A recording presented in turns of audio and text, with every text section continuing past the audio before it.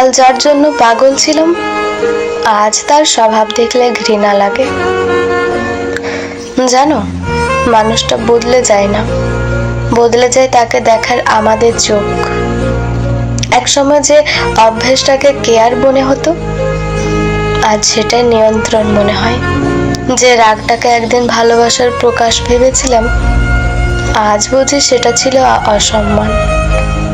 যে অবহেলাকে বলতাম ও ব্যস্ত আছে, আজ বুঝি ওর কাছে আমি কখনোই গুরুত্বপূর্ণ ছিলাম না।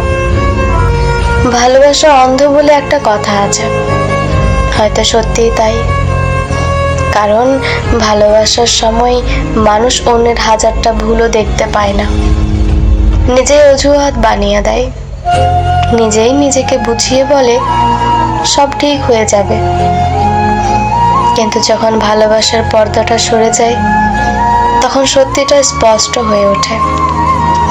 তখন বুঝতে পারি, যার জন্য এত রাত জেগেছিলাম, সে আমার একটা রাতের কান্নাও মূল্য দেয়নি।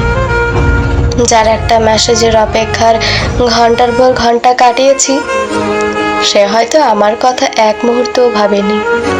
তখন আর মানুষটার জন্য কষ্ট হয় না, কষ্ট হয় নিজের জন্য।